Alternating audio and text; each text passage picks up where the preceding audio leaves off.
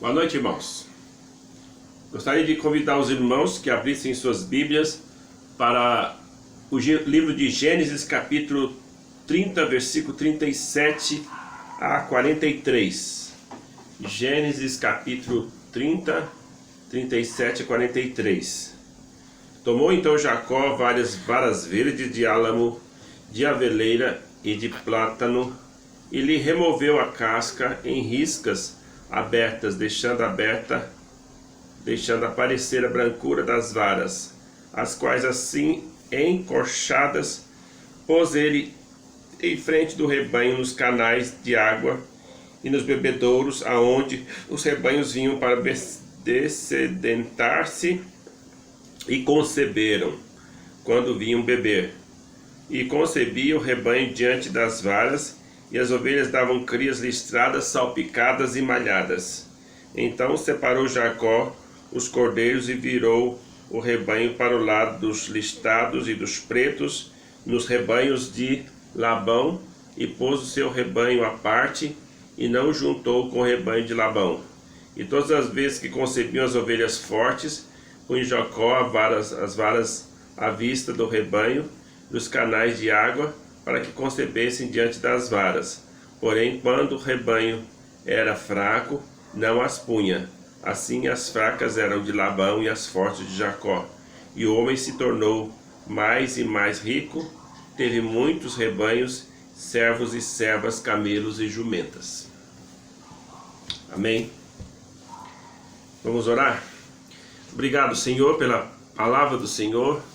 Nós agradecemos por podermos estudar a Tua palavra. Pedimos que o Senhor dê-nos a bênção, Senhor, de fazermos a Tua vontade, e dá-nos a bênção, Senhor, de entendermos essa passagem e vemos as lições, ó Pai, que através dela nós podemos aprender. Nós te agradecemos, ó Pai, em nome de Jesus. Amém. Nós podemos intitular a mensagem de hoje como a prosperidade de Jacó.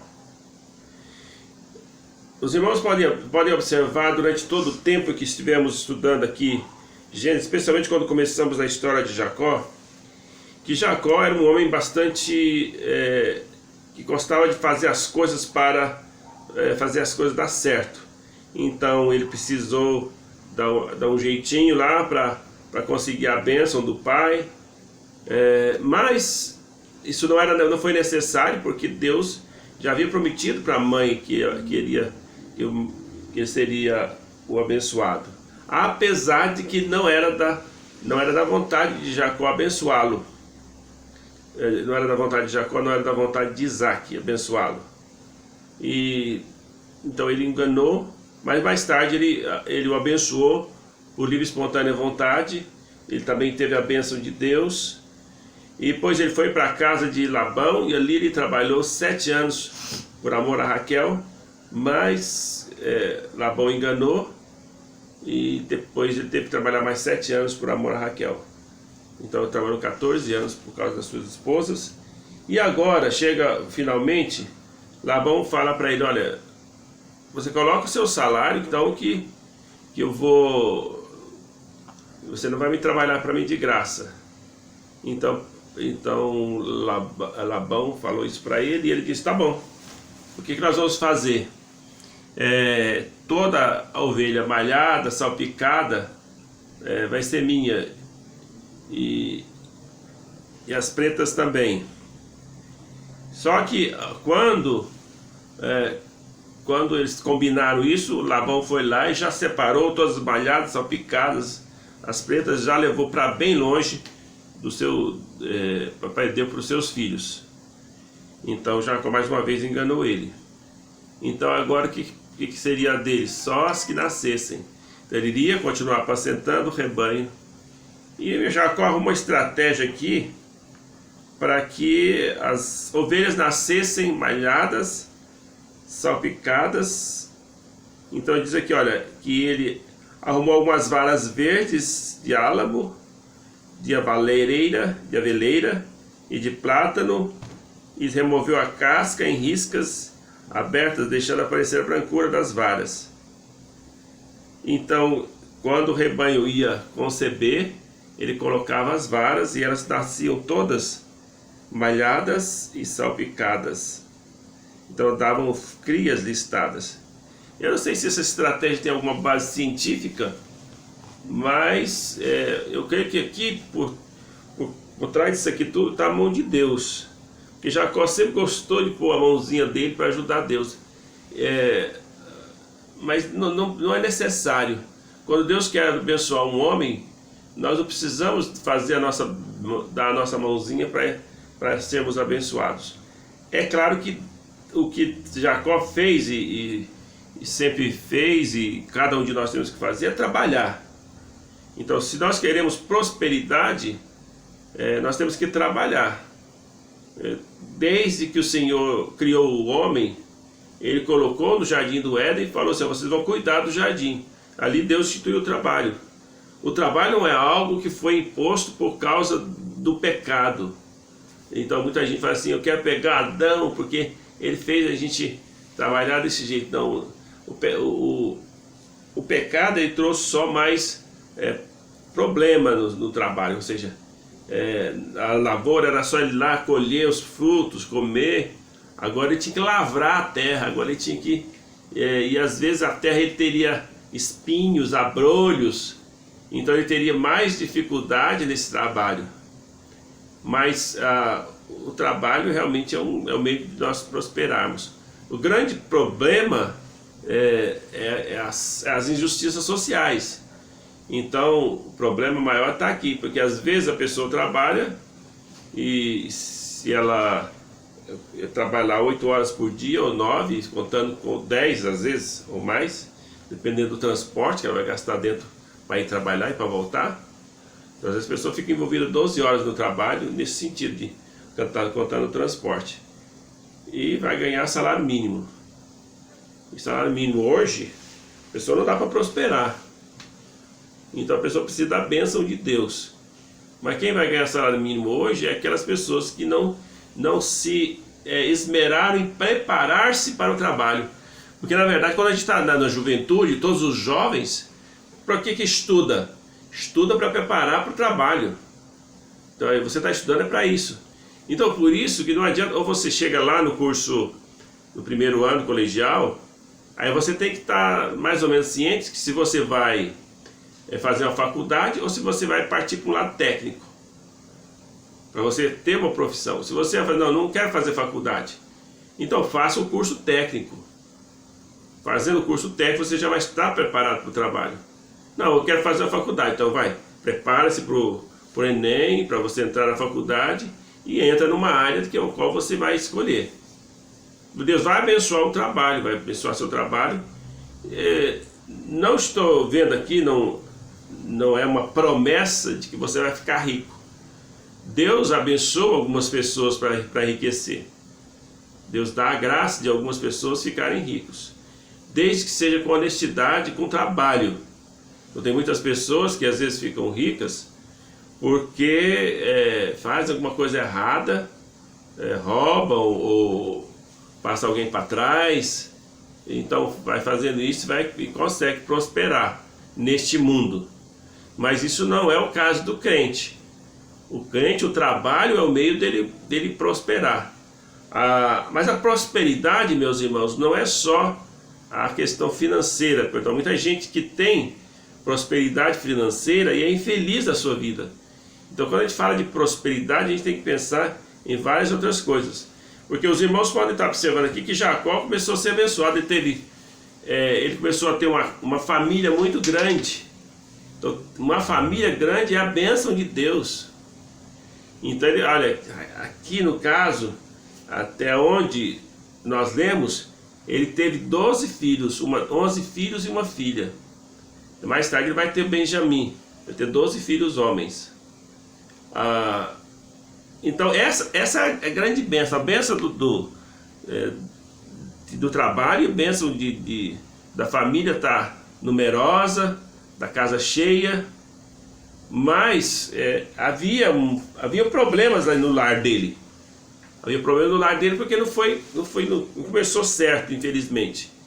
Ele trabalhou por Raquel, e o pai dela enganou, deu a Lia para ele. Aí ele deveria ficar só com a Lia, mas só que ele gostava muito de Raquel. Falou assim, não, eu vou trabalhar mais 7 anos. Essa foi a proposta do pai. Ele ficou com 2 mulheres. E havia uma competição entre essas mulheres, essas 2 mulheres. E com essas 2 mulheres competindo, Raquel não dava à luz filhos. Então vocês lembram que ela deu a sua serva para ele ter filho com ela, quer dizer, já é a terceira esposa. Aí a Lia deixou de cessar, ela também deu a serva, tipo, a 4ª esposa. Quer dizer, então houve sempre problemas ali no lar porque quebrou os princípios da palavra de Deus. Mas mesmo assim, Deus o abençoou familiarmente. E através desses 12 filhos que ele teve com Raquel, que ele teve com Lia, teve com Raquel, teve com Bila e teve com Zilpa, foi de onde Deus fez a nação de Israel.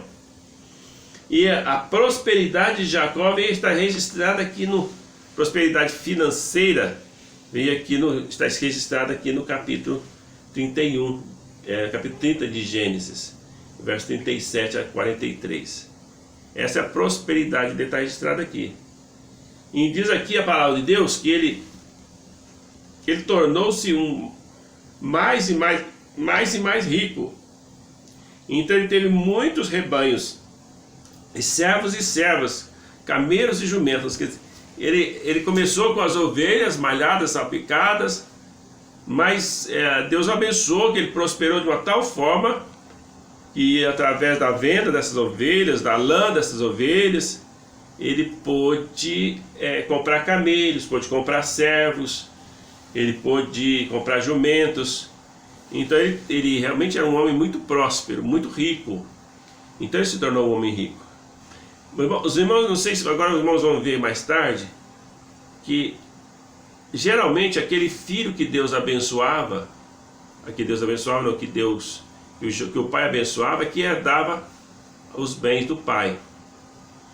No caso, quem iria herdar seria Jacó. Só que ele saiu de casa. Então quem herda os bens de Abraão é Esaú. Esaú herda os bens dele.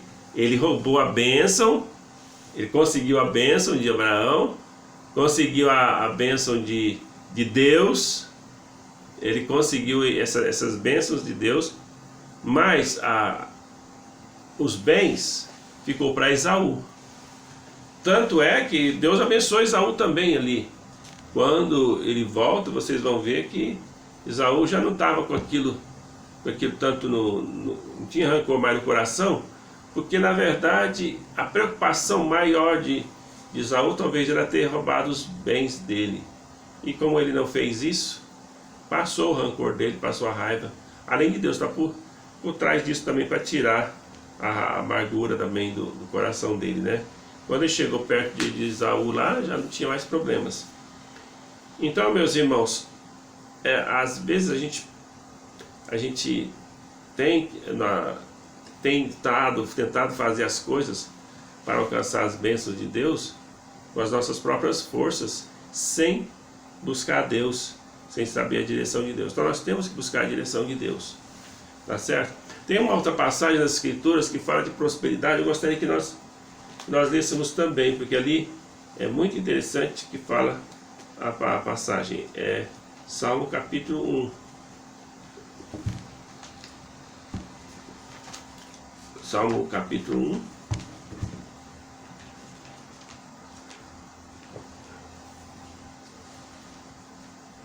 O Salmo começa dizendo assim, bem-aventurado o homem que não anda no conselho dos ímpios, não se detém no caminho dos pecadores, nem se assenta na roda dos escarnecedores. Antes, o seu prazer está na lei do Senhor, e na sua lei medita de dia e de noite. Ele é como a árvore plantada junto à corrente de água, que no devido tempo dá o seu fruto.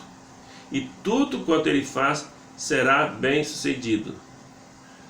Então, olha aqui que o homem que é bem-aventurado é aquele que não anda no conselho dos ímpios, não detém no caminho dos pecadores, não se assenta na roda dos escarnecedores, que tem prazer na lei do Senhor, medita nessa lei de dia e de noite.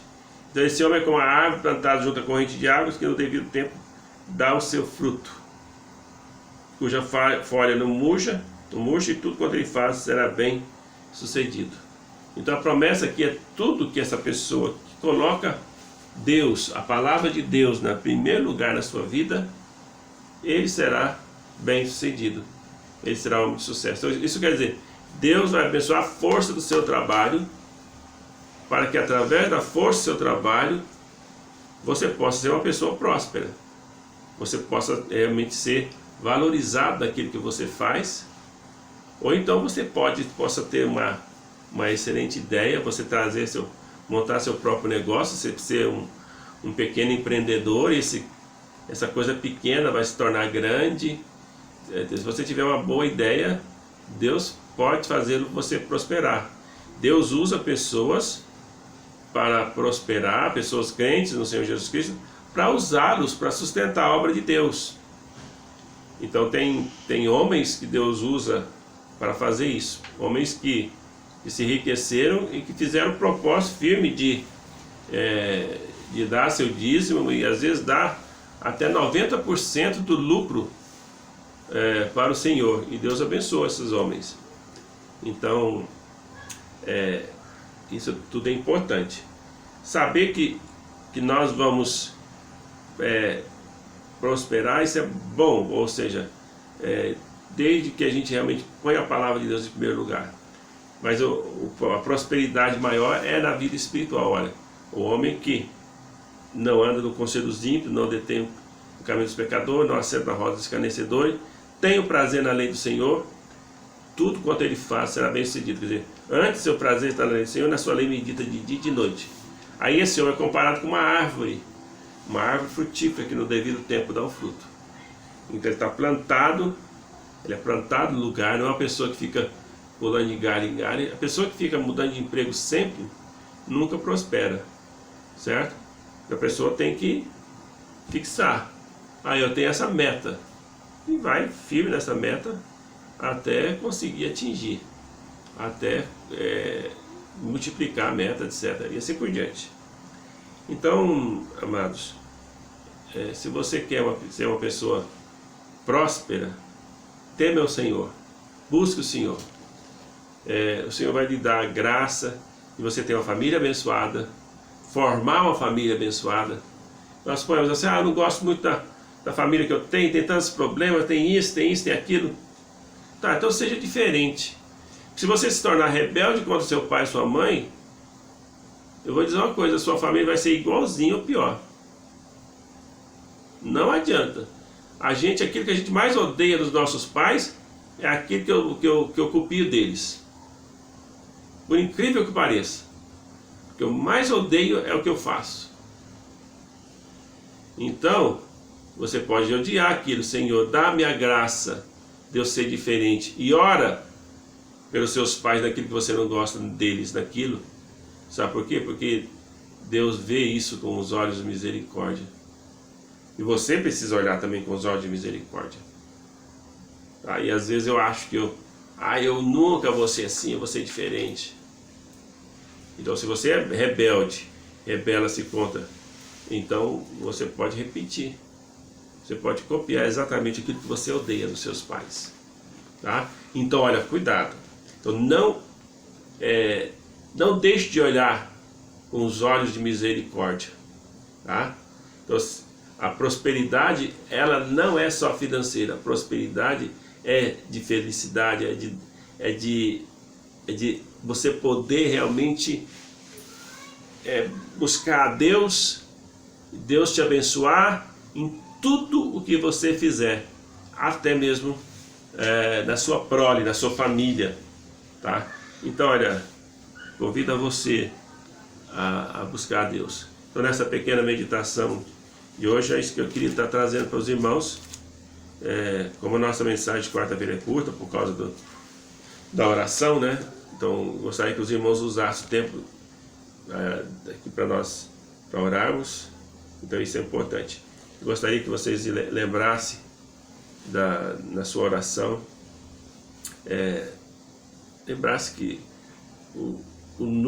essa doença possa realmente ser controlada aqui em Berlândia, e que nós possamos voltar aos nossos cultos o mais rápido possível.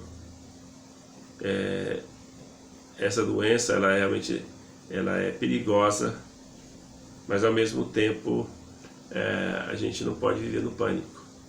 A gente tem que estar tomando cuidado. Tá bom, irmãos?